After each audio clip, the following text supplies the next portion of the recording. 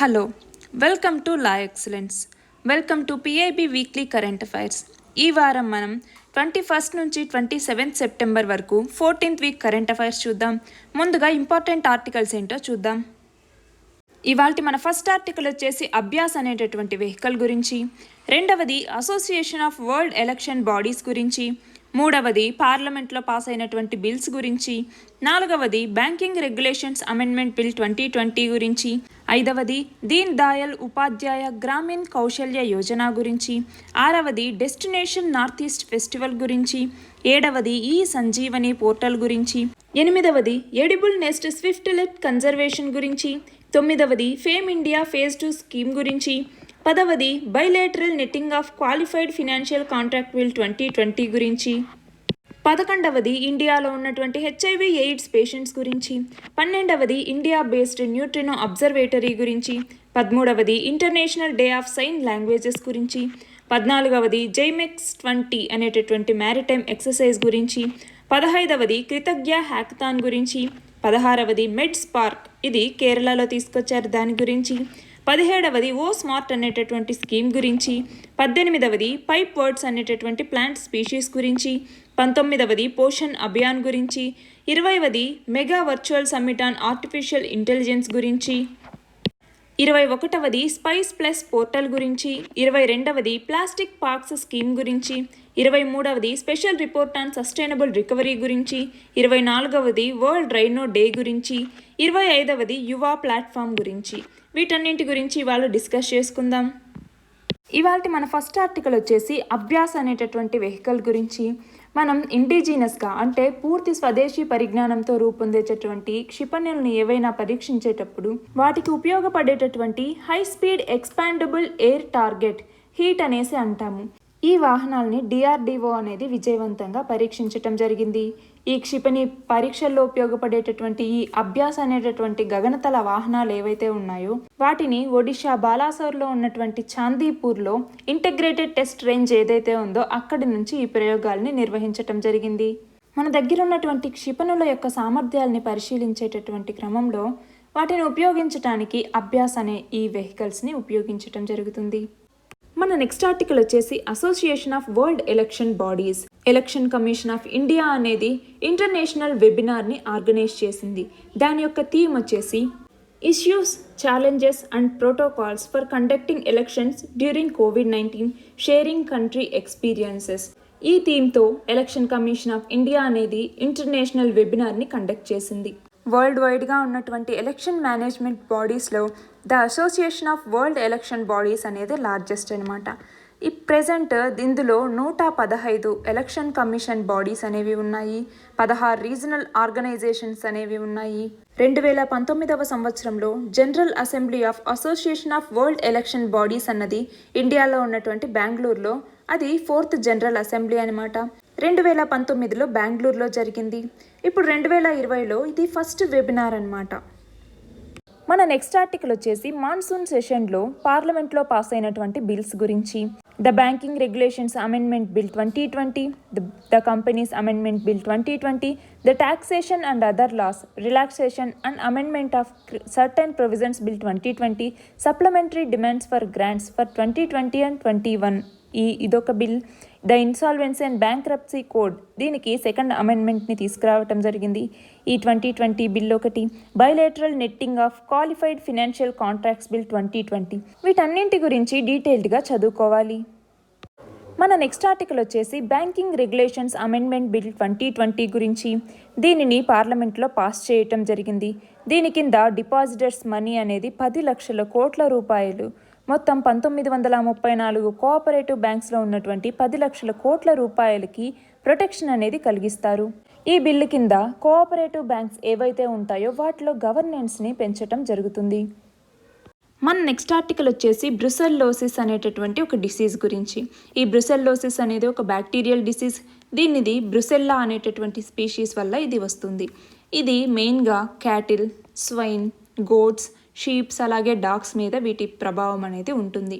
దీనికోసం Indian council of agricultural research ICAR అన్నది కొత్తగా వ్యాక్సిన్ని కనుగొనటం జరిగింది. ఈ బ్రుసెల్లోసిస్ డిసీజ్నే మనం మాల్టా ఫీవర్ లేదా మెడిటరేనియన్ ఫీవర్ అని కూడా పిలుస్తాము. ఇది ఒక జూనోటిక్ డిసీజ్. ఈ వ్యాధి అనేది డైరీ సెక్టార్కి ఎక్కువగా ఎకనామిక్ లాస్ అనేది కలుగజేస్తుంది. ఎలాగా? అక్కడ షీప్స్ కానీ, క్యాటిల్ కానీ, గోట్స్ కానీ, డాగ్స్ కానీ ఏవైతే ఉంటాయో వాటన్నింటిలో ఇన్ఫర్టిలిటీ ప్రాబ్లమ్ని తీసుకురావటం, అబార్షన్ ప్రాబ్లమ్ని తీసుకురావటం, ఏవైతే ఆఫ్ స్ప్రింగ్స్ వస్తాయో వాటి యొక్క పుట్టుక వీక్గా ఉండటం, అలాగే ప్రొడక్టివిటీని రెడ్యూస్ చేయటం, వీటన్నిటి ద్వారా ఎకనామిక్ లాస్ అనేది కలుగుతుంది. మరి దీనికోసం ఇప్పటి వరకు ఎలాంటి వ్యాక్సిన్స్ లేవా అంటే ఆల్రెడీ ఉన్నాయి. ఇండియాలో బ్యాసిల్లోసస్ అబార్టస్ అనేటటువంటి ఒక స్టెయిన్ని యూజ్ చేయటం జరిగింది. అది స్ట్రాంగ్ ఇమ్యూనోజన్గా పనిచేసి లైఫ్ లాంగ్ ఇమ్యూనిటీని వాటికి కలిగించడం జరుగుతుంది. కానీ వాటిలో కొన్ని డ్రాబ్యాక్స్ అనేవి ఉన్నాయి. అంటే ఏంటి? రెసిడ్యువల్ విరులెన్స్ అనేవి హ్యూమన్స్కి మరియు యానిమల్స్కి ఇది కలిగిస్తుంది. అలాగే అడల్ట్ యానిమల్స్కి ఈ వ్యాక్సినేషన్ అనేది సూటబుల్ కాలేదు. అంతేకాకుండా ప్రెగ్నెంట్ యానిమల్స్ కనుక వీటిని యూజ్ చేస్తే అబార్షన్కి కాజ్ అవుతుంది. ఇలాంటి పరిస్థితుల్లో ఈ డ్రాబ్యాక్స్ అన్నింటినీ ఓవర్కమ్ చేయటం కోసం ఒక మాడిఫైడ్ స్ట్రెయిన్ అయినటువంటి ఈ బ్రుసెల్లోసిస్ అబార్టస్ S19 అనే దాన్ని ICAR అన్నది డెవలప్ చేయటం జరిగింది. ఈ వ్యాక్సిన్ యొక్క పేరు ఇదనమాట. డిపార్ట్మెంట్ ఆఫ్ బయోటెక్నాలజీ అన్నది బ్రుసెల్లోసిస్ నెట్వర్క్ ప్రోగ్రామ్ అనే దాని కింద వ్యాక్సిన్ కోసం ఫండ్ చేయటం జరిగింది. ఈ బ్రుసెల్లోసిస్ అనేది కేవలం వీటికి మాత్రమే కాదు, మనుషులకు కూడా వ్యాపిస్తుంది. ఈ బ్రుసెల్లోసిస్ ద్వారా దాదాపు 3,000 మంది చైనాలో ఇన్ఫెక్ట్ అవ్వటం జరిగింది. హ్యూమన్స్కి జనరల్గా ఇన్ఫెక్టెడ్ యానిమల్స్తో కాంటాక్ట్ ఉండటం వల్ల, లేదంటే యానిమల్ ప్రోడక్ట్స్ ఏవైతే కంటామినేటెడ్గా ఉంటాయో వాటిని తినటం వల్ల కావచ్చు, వాటి యొక్క డ్రింక్స్ని తాగటం వల్ల కావచ్చు, అంటే వాటి యొక్క మిల్క్ని తాగటం వల్ల కావచ్చు, వీటి వల్ల కావచ్చు, ఎయిర్బార్న్ ఏజెంట్స్ని ఇన్హేల్ చేయటం వల్ల కావచ్చు, వీటన్నింటి వల్ల హ్యూమన్స్ కూడా ఈ ఇన్ఫెక్షన్ అనేది కలుగుతుంది. యూజువల్గా యాంటీబయాటిక్స్తో వీటిని ట్రీట్ చేయటం జరుగుతుంది. అంటే రిఫాంపిన్, డాక్సీసైక్లిన్ ఇలాంటి యాంటీబయాటిక్స్ వల్ల దీన్ని ట్రీట్ చేయొచ్చు. మన నెక్స్ట్ ఆర్టికల్ వచ్చేసి మధ్యప్రదేశ్లో ఉన్నటువంటి గ్వాలియర్లో సెంటర్ ఫర్ డిజబిలిటీ స్పోర్ట్స్ అన్నదాన్ని department of empowerment of persons with disabilities DEPWD అనేసి అంటాము. ఇది ministry of social justice and empowerment కింద ఉంటుంది. ఏంటిది? Department of empowerment of persons with disabilities. ఇది ఫౌండేషన్ స్టోన్ నెలకొల్పటం జరిగింది. ప్రస్తుతం మన దేశంలో డిజబిలిటీస్ ఉన్న వాళ్ళకి ట్రైనింగ్ ఫెసిలిటీస్ అనేది అవైలబుల్గా లేవు. ఇప్పుడు ఇక్కడ సెంటర్ ఫర్ డిజబిలిటీ స్పోర్ట్స్ అనేది ఏదైతే తీసుకొస్తున్నారో దాని కింద డిజబిలిటీ ఉన్నటువంటి పర్సన్స్కి కూడా ట్రైనింగ్ అనేది ఇవ్వటం జరుగుతుంది. వాళ్ళకి ఇంటర్నేషనల్ స్టాండర్డ్స్కి తగినట్టుగా స్పోర్ట్స్ పర్సన్గా తీర్చిదిద్దడానికి ఇక్కడ ట్రైనింగ్ అనేది ఇస్తారు. ఈ సెంటర్ ఫర్ డిజబిలిటీ స్పోర్ట్స్ అన్నది సొసైటీస్ రెగ్యులేషన్ యాక్ట్ 1860 కింద రిజిస్టర్ అయి ఉంది. మన నెక్స్ట్ ఆర్టికల్ వచ్చేసి కంపెనీస్ అమెండ్మెంట్ బిల్ 2020 గురించి. ఇది పార్లమెంట్లో పాస్ అయింది. కార్పొరేట్ సోషల్ రెస్పాన్సిబిలిటీకి సంబంధించి ప్రొసీజరల్ బర్డన్ని ఈజీ చేయటం జరిగింది. కొన్ని క్లాస్ ఆఫ్ కంపెనీస్ని లిస్టెడ్ కంపెనీ డెఫినేషన్లో నుంచి తీసేయడం జరిగింది. అలాగే స్మాల్ కంపెనీస్కి 1% కంపెనీస్కి పెనాల్టీస్ని తగ్గించింది. NCLAT national company law applied tribunal అంటాము. దాని కింద అడిషనల్ బెంచెస్ని ప్రపోజ్ చేయటం, రెస్ట్రిక్షన్స్ని ఏవైతే మ్యాక్సిమం మెంబర్స్ ఇంత ఉండాలి అన్నటువంటి దాని మీద రెస్ట్రిక్షన్స్ని రిమూవ్ చేయటం, వీటన్నింటినీ కంపెనీ అమెండ్మెంట్ బిల్లో పాస్ చేయటం జరిగింది. కంపెనీస్ యాక్ట్ కింద ఉన్నటువంటి 66 కాంపౌండబుల్ అఫెన్సెస్ నుంచి 23 అఫెన్సెస్ని రీకేటగరైజ్ చేయటం జరిగింది. 11 కాంపౌండబుల్ అఫెన్సెస్కి పనిష్మెంట్ అనేది లిమిటెడ్ చేయటం జరిగింది. 5 అఫెన్సెస్కి ఆల్టర్నేటివ్ ఫ్రేమ్వర్క్స్ని తీసుకురావటం జరిగింది. 6 డిఫాల్ట్స్కి సంబంధించి పెనాల్టీస్ని తగ్గించటం, డీక్రిమినలైజ్ చేయటం లాంటివి 2019లో చేశాము అనేసి చెప్పటం జరిగింది. మన నెక్స్ట్ ఆర్టికల్ వచ్చేసి దీన్ దయాళ్ ఉపాధ్యాయ గ్రామీణ్ కౌశల్య యోజన గురించి. రీసెంట్గా మినిస్ట్రీ ఆఫ్ రూరల్ డెవలప్మెంట్ అనేది ఈ దీన్ దయాళ్ ఉపాధ్యాయ గ్రామీణ్ కౌశల్య యోజన యొక్క ఫౌండేషన్ డేని కౌశల్ సే కల్ బద్లేంగే అనేటటువంటి పేరుతో అంత్యోదయ దివాస్ రోజున, అది 25 సెప్టెంబర్న మనం జరుపుకుంటాము. ఈ 25 సెప్టెంబర్న అంత్యోదయ దివాస్ యోజన ఈ దీన్ దయాళ్ ఉపాధ్యాయ గ్రామీణ్ కౌశల్య యోజనని కౌశల్ సే బద్లేంగే అనేటటువంటి పేరుతో సెలబ్రేట్ చేసుకోవటం జరిగింది. ఈ స్కీమ్ని మినిస్ట్రీ ఆఫ్ రూరల్ డెవలప్మెంట్ అన్నది 2014వ సంవత్సరంలో ఇనాగ్రేట్ చేయటం జరిగింది. ఇది ఒక డిమాండ్ డ్రివెన్ ప్లేస్మెంట్ ప్రోగ్రామ్ అనమాట. అక్కడ ఎవరికైతే కొంతమంది యూత్ని తీసుకొని రూరల్ యూత్ని వాళ్ళకి స్కిల్ ట్రైనింగ్ని ఇచ్చి ప్లేస్మెంట్స్ని కూడా ప్రొవైడ్ చేయటం జరుగుతుంది.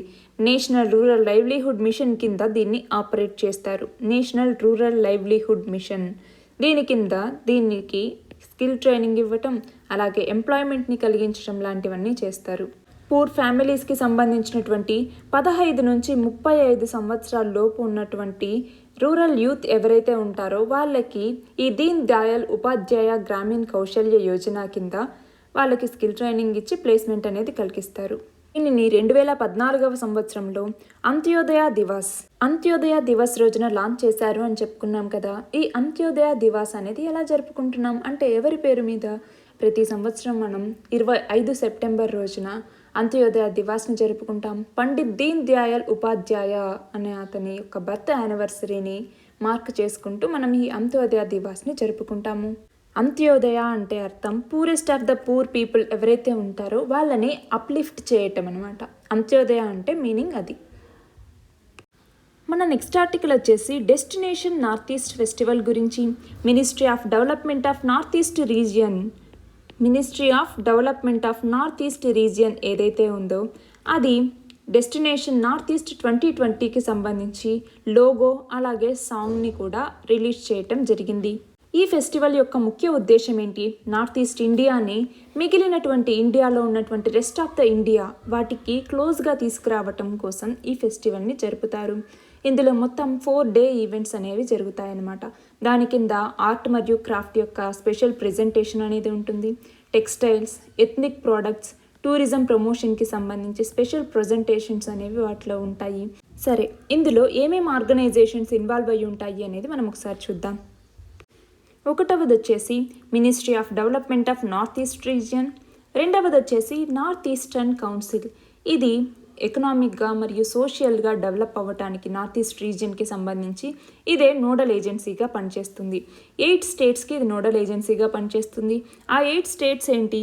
అరుణాచల్ ప్రదేశ్, అస్సాం, మణిపూర్, మేఘాలయ, మిజోరాం, నాగాలాండ్, సిక్కిం, అలాగే త్రిపుర. ఈ 8 స్టేట్స్కి కూడా ఈ నార్త్ ఈస్టర్న్ కౌన్సిల్ అనేది నోడల్ ఏజెన్సీగా పనిచేస్తుంది.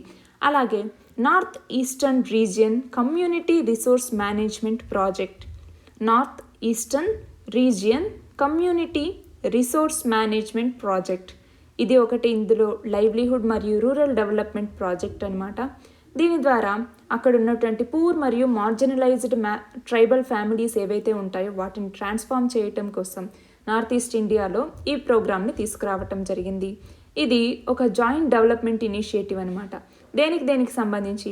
నార్త్ ఈస్టర్న్ కౌన్సిల్కి, అలాగే ministry of development of north eastern region, అలాగే international fund for agricultural development IFAD. ఇవి 3 కూడా జాయింట్ అయ్యి ఈ డెవలప్మెంట్ ఇనిషియేటివ్ని తీసుకురావటం జరిగింది. నార్త్ ఈస్ట్ రీజియన్ యొక్క ఇంపార్టెన్స్ ఏంటి అనేది ఒకసారి చూద్దాం. ఈస్టర్న్ ఇండియాకి ట్రెడిషనల్ డొమెస్టిక్ మార్కెట్కి యాక్సెస్ అందించాలి అన్నా, అలాగే ఈస్ట్లో ఉన్నటువంటి మన మేజర్ స్టేట్స్కి ప్రాక్సిమిటీలో ఉండేటటువంటి స్టేట్స్ కూడా ఇవే. అంతేకాకుండా బంగ్లాదేశ్, మయన్మార్కి అడ్జసెంట్గా ఉండేటటువంటి స్టేట్స్ కూడా ఇవి స్ట్రాటజిక్గా ఇంపార్టెన్స్ని కలిగి ఉన్నాయి. అలాగే సౌత్ ఈస్ట్ ఏషియాతో లింక్స్. మనకి ఏషియాన్ అనేటటువంటిది ఏదైతే ఉందో అది ఇండియా యొక్క ఫారిన్ పాలసీ డైరెక్షన్లో ఒక సెంట్రల్ పిల్లర్ లాగా ఉంది. అందులో నార్త్ ఈస్ట్ కూడా ఇంపార్టెంట్ రోల్ని ప్లే చేస్తాయి. ఎందుకు అంటే ఇండియాకి సౌత్ ఈస్ట్ ఏషియాకి మధ్య ఫిజికల్ బ్రిడ్జ్ లాగా పనిచేస్తుంది ఈ నార్త్ ఈస్ట్ రీజియన్ అనేది. అంతేకాకుండా ఇండియా యొక్క యాక్ట్ ఈస్ట్ పాలసీ ఏదైతే ఉందో ఇది నార్త్ ఈస్టర్న్ స్టేట్స్కి సంబంధించి ఇండియాకి ఈస్ట్వర్డ్ ఎంగేజ్మెంట్ ఏదైతే చేయాలి అనుకుంటున్నామో దానికి నార్త్ ఈస్ట్ అనేది చాలా ఇంపార్టెంట్. అంతేకాకుండా ఎకనామిక్గా కూడా ఈ నార్త్ ఈస్ట్ రీజియన్ అనేది చాలా ఇంపార్టెంట్. ఎందుకంటే అక్కడ న్యాచురల్ రిసోర్సెస్ అనేది చాలా ఉంటాయి. కంట్రీ యొక్క వాటర్ రిసోర్సెస్లో 34% ఈ నార్త్ ఈస్ట్ రీజియన్ నుంచే వస్తుంది. అలాగే దాదాపు ఇండియా యొక్క హైడ్రో పవర్ పొటెన్షియల్లో 40% నార్త్ ఈస్ట్ ఇండియా రీజియన్లోనే ఉంది. మనం చూస్తే సిక్కిం అనేది ఇండియా యొక్క ఫస్ట్ ఆర్గానిక్ స్టేట్. ఇది కూడా ఎకనామిక్గా సిగ్నిఫికెంట్ అనమాట. అలాగే టూరిజంలో కూడా ఈ నార్త్ ఈస్ట్ రీజియన్ యొక్క పొటెన్షియల్ చాలా ఉంది. నార్త్ ఈస్ట్ రీజియన్లో చాలా వైల్డ్ లైఫ్ శాంక్చురీస్ ఉన్నాయి. For example Kaziranga national park, ఇది 1 హార్న్ రైనోసెరాస్కి సంబంధించి ఫేమస్ అనమాట. అలాగే మనాస్ నేషనల్ పార్క్ అనేసి, నమేరి నేషనల్ పార్క్ అనేసి, దిబ్రూ సైఖోవా నేషనల్ పార్క్ అస్సాంలో ఉంది అది, ఓరంగ్ నేషనల్ పార్క్, నామ్దఫా నేషనల్ పార్క్, ఇది అరుణాచల్ ప్రదేశ్లో ఉంది. అలాగే మేఘాలయలో ఉన్నటువంటి బల్పాక్రమ్ నేషనల్ పార్క్ కావచ్చు. మణిపూర్లో ఉన్నటువంటి కీబుల్ లంజావో, ఇది ఫ్లోటింగ్ నేషనల్ పార్క్ అనమాట వరల్డ్లోనే. ఈ కీబుల్ లంజావో నేషనల్ పార్క్ కావచ్చు. అలాగే ఇంతంకి, ఇది నాగాలాండ్లో ఉంది. అలాగే కాంచన్గంగా, ఇది సిక్కింలో ఉంది. ఇవన్నీ కూడా టూరిజంకి ఇంపార్టెంట్ ప్లేసెస్ అనమాట. అలాగే కల్చరల్గా కూడా ఈ నార్త్ ఈస్ట్ రీజియన్కి సిగ్నిఫికెన్స్ చాలా ఉంది. ఎలాగా, నార్త్ ఈస్ట్ రీజియన్లో ట్రైబల్స్ ఎవరైతే ఉన్నారో వాళ్ళకి వాళ్ళ యొక్క ఓన్ కల్చర్ అనేది ఉంది. వాళ్ళకి మంచి పాపులర్ ఫెస్టివల్స్ అనేవి ఉన్నాయి. ఫర్ ఎగ్జాంపుల్ నాగాలాండ్లో జరిగేటటువంటి హార్న్బిల్ ఫెస్టివల్ అనేది ఏదైతే జరుగుతుందో ఇదొకటి. అలాగే సిక్కింలో జరిగేటటువంటి పంగ్ లబ్సోల్ అనేటటువంటి ఫెస్టివల్ కావచ్చు. వీటి వల్ల నార్త్ ఈస్ట్ రీజియన్ అనేది కల్చరల్గా కూడా మనకి సిగ్నిఫికెంట్ అనమాట. నార్త్ ఈస్ట్ రీజియన్ డెవలప్మెంట్ కోసం గవర్నమెంట్ కొన్ని ఇనిషియేటివ్స్ తీసుకొచ్చింది. ఆ వాటిని ఒకసారి చూద్దాం. నార్త్ ఈస్ట్ రీజియన్ విజన్ 2020 అనేటటువంటి ఒక డాక్యుమెంట్ని తీసుకొచ్చింది. ఇందులో నార్త్ ఈస్ట్ రీజియన్లో డెవలప్మెంట్ని తీసుకురావటం కోసం ఏమేమి ఇనిషియేటివ్స్ తీసుకొచ్చింది అన్నవన్నీ ఇందులో ఉంటాయి. తర్వాత డిజిటల్ నార్త్ ఈస్ట్ విజన్ 2022, దీని కింద డిజిటల్ టెక్నాలజీస్ని తీసుకొచ్చి అక్కడ ఉన్నటువంటి పీపుల్ యొక్క లైఫ్స్ని మార్చడం కోసం, వాళ్ళకి ఈజ్ ఆఫ్ లివింగ్ని ఎన్హాన్స్ చేయటం కోసం ఈ డిజిటల్ నార్త్ ఈస్ట్ విజన్ 2022ను తీసుకురావటం జరిగింది. అలాగే ఇన్ఫ్రాస్ట్రక్చర్ రిలేటెడ్ ఇనిషియేటివ్స్ ఏమేంటి, భారత్ మారా పరియోజన, దీని కింద 5300 కిలోమీటర్లు రోడ్స్ని డెవలప్ చేసి వాళ్ళకి ఇంప్రూవ్మెంట్ అనేది తీసుకురావటం. అలాగే నార్త్ ఈస్ట్ రీజియన్లో రీజనల్ కనెక్టివిటీ స్కీమ్ RCS అంటే రీజనల్ కనెక్టివిటీ స్కీమ్ ఉడాన్ అనేటటువంటి ప్రోగ్రామ్ని కూడా తీసుకురావటం. దాని ద్వారా అండర్ సర్వ్డ్ ఎయిర్పోర్ట్స్ ఏవైతే ఉంటాయో వాటిని ప్రమోట్ చేయటం. ఎయిర్ ఫేర్ని వయబిలిటీ గ్యాప్ ఫండింగ్ ద్వారా వాళ్ళకి అఫోర్డబుల్గా రీజనల్ కనెక్టివిటీని అందించటం కోసం ఈ రీజనల్ కనెక్టివిటీ స్కీమ్ ఉడాన్ అన్నదాన్ని తీసుకురావటం జరిగింది. టూరిజంని ప్రమోట్ చేయటం కోసం స్వదేశ్ దర్శన్ అన్నటువంటి స్కీమ్ని తీసుకురావటం జరిగింది. మినిస్ట్రీ ఆఫ్ టూరిజం కింద మొత్తం 1400 కోట్ల రూపాయల ప్రాజెక్ట్స్ని నార్త్ ఈస్టర్న్ రీజియన్లో లాస్ట్ 5 ఇయర్స్లో శాంక్షన్ చేయటం జరిగింది. అలాగే మిషన్ పూర్వోదయ, ఇది స్టీల్ సెక్టార్కి సంబంధించింది. స్టీల్ సెక్టార్లో అక్కడ నార్త్ ఈస్ట్ ఇండియాలో డెవలప్మెంట్ చేయటం కోసం ఇంటిగ్రేటెడ్ స్టీల్ హబ్ని ఏర్పాటు చేయటం కోసం ఈ మిషన్ పూర్వోదయ అన్నదాన్ని లాంచ్ చేయటం జరిగింది. ఈ మిషన్ పూర్వోదయ కింద మొత్తం 300 మెట్రిక్ టన్నులు స్టీల్ని ప్రొడ్యూస్ చేయాలి. అది కూడా 2030-31 లోపు అనుకున్నాము. అందులో మొత్తం 200 మిలియన్ టన్నులు కేవలం నార్త్ ఈస్ట్ రీజియన్ నుంచి మాత్రమే వస్తాయి. మనం కనుక ఇండస్ట్రీ 4.0ని కనుక తీసుకొచ్చి దాని ద్వారా ఈ రీజియన్ని కనుక డెవలప్ చేస్తే 200 మెట్రిక్ టన్నుల స్టీల్ అనేది ఈ నార్త్ ఈస్ట్ రీజియన్ నుంచే ప్రొడ్యూస్ అవుతుంది. కాబట్టి ఇది మనకు చాలా ఇంపార్టెంట్ కదా. ఈ మిషన్ పూర్వోదయ అనే ఒక integrated steel హబ్లో Odisha, Jharkhand, Chhattisgarh, west Bengal, అలాగే నార్థన్ ఆంధ్రప్రదేశ్ ఇవన్నీ కూడా ఉన్నాయి. కానీ ఒక నార్త్ ఈస్ట్ ఇండియా నుంచి మాత్రమే ఇందులో 2/3 వంతు స్టీల్ ప్రొడక్షన్ అనేది జరుగుతుంది. అలాగే నేషనల్ బ్యాంబూ మిషన్, ఇది నార్త్ ఈస్టర్న్ రీజియన్లో బ్యాంబూకి సంబంధించినటువంటి ఒక మిషన్ అన్నమాట. వీటన్నింటినీ కూడా నార్త్ ఈస్టర్న్ రీజియన్ని డెవలప్మెంట్ చేయటం కోసం గవర్నమెంట్ తీసుకొచ్చినటువంటి ఇనిషియేటివ్స్. మన నెక్స్ట్ ఆర్టికల్ వచ్చేసి ఈ సంజీవని అనేటటువంటి పోర్టల్ గురించి. ఇది ఒక web based comprehensive telemedicine solution అనమాట. దీని కింద ఇండియా అన్నది more than 4 lakh doctor to patient tele consultations అనేవి ఈ సంజీవని ద్వారా జరిగింది అనేసి చెప్పటం జరిగింది. పైగా ఇందులో తమిళనాడు, ఉత్తరప్రదేశ్ వీటిలోనే 1 లక్ష టెలి కన్సల్టేషన్స్ అనేవి జరిగాయి. రెండిట్లో తమిళనాడులో 1 లక్ష, ఉత్తరప్రదేశ్లో 1 లక్ష టెలి కన్సల్టేషన్స్ అనేవి జరిగాయి. ఫిజికల్ డిస్టెన్సెస్ని ఎన్ష్యూర్ చేసేలాగా ఈ సంజీవని అనేది మెడికల్ కేర్ని అందిస్తోంది పాండమిక్ టైంలో అనేసి ఇవ్వటం జరిగింది. మన నెక్స్ట్ ఆర్టికల్ వచ్చేసి ఎడిబుల్ నెస్ట్ స్విఫ్ట్లెట్ కన్జర్వేషన్ గురించి. అండమాన్ మరియు నికోబార్ ఐలాండ్స్లో ఉన్నటువంటి ఈ పక్షి యొక్క గూడు ఏదైతే ఉందో, దాని యొక్క నెస్ట్ ఏదైతే ఉందో దానికి డిమాండ్ అనేది ఎక్కువగా ఉంది కాబట్టి ఎక్స్ప్లాయిట్ అనేది చేస్తూ ఉన్నారు అన్నటువంటి దాని గురించి. ఇక్కడ చూడండి, ఓవర్ ఎక్స్ప్లాయిటేషన్, ఇది ఎక్కువ ప్రైస్ ఉంటుంది కాబట్టి దీనికి ఓవర్ ఎక్స్ప్లాయిటేషన్ అనేది జరుగుతుంది. 1990s నుంచి చూస్తే అండమాన్ నికోబార్ దీవుల్లో ఈ ఎడిబుల్ నెస్ట్ స్విఫ్ట్లెట్ అనేది దాదాపు 80% డిక్లైన్ అన్నది చూసాం వాటి పాపులేషన్లో. అయితే సెంట్రల్ మరియు స్టేట్ గవర్నమెంట్ అన్నది పార్టిసిపేటరీ కన్జర్వేషన్ మోడల్ని తీసుకొచ్చి నెస్ట్ కలెక్టర్స్ని నెస్ట్ ప్రొటెక్టర్స్గా మార్చడం జరిగింది. ఈ స్పీషీస్ యొక్క వైల్డ్ పాపులేషన్ అనేది కన్జర్వేషన్ యాక్షన్ ప్లాన్ ద్వారా రికవర్ అనేది అయింది. అంతేకాకుండా మనకి వైల్డ్ లైఫ్ ప్రొటెక్షన్ యాక్ట్ అనేది ఉంది 1972లో. అందులో షెడ్యూల్ 1 ఇది వైల్డ్ యానిమల్స్కి అబ్సల్యూట్ ప్రొటెక్షన్ అనేది కలిగిస్తుంది. అందులో నుంచి ఈ స్పీషీస్ని ఇప్పుడు డీలిస్ట్ కూడా చేయటం జరిగింది. మన నెక్స్ట్ ఆర్టికల్ వచ్చేసి ఫేమ్ ఇండియా స్కీమ్ ఫేజ్ 2 గురించి. Government of India Maharashtra, Goa, Gujarat మరియు చండీగఢ్లలో 670 ఎలక్ట్రిక్ బస్సెస్ని వాటికి శాంక్షన్ చేయటం జరిగింది. అలాగే 241 ఛార్జింగ్ స్టేషన్స్ని ఈ మధ్యప్రదేశ్, తమిళనాడు, కేరళ, గుజరాత్ మరియు port Blair వీటన్నింటిలో fame India scheme phase 2 కింద లాంచ్ చేయటం జరుగుతుంది. ఈ ఫేమ్ ఇండియా అనేటటువంటి స్కీమ్ని ఏదైతే national electric mobility mission plan అనేది ఏదైతే ఉందో, national electrical mobility mission plan దీని కింద తీసుకురావటం జరిగింది. దీని యొక్క ముఖ్య ఉద్దేశం ఏంటి అంటే ఇండియాలో ఎలక్ట్రిక్ వెహికల్స్ని ఎంకరేజ్ చేయటం, అంటే సబ్సిడీస్ ఇచ్చి ఎలక్ట్రిక్ వెహికల్స్ని ఎంకరేజ్ చేయటం లక్ష్యంగా ఈ ఫేమ్ ఇండియా స్కీమ్ అనే దాన్ని తీసుకురావటం జరిగింది. దీని కింద వెహికల్ యొక్క సెగ్మెంట్స్కి కూడా ఇన్సెంటివైజేషన్ అనేది ఇస్తారు. ఇప్పటి వరకు ఈ స్కీమ్ అనేది 2 ఫేజెస్లో జరిగింది.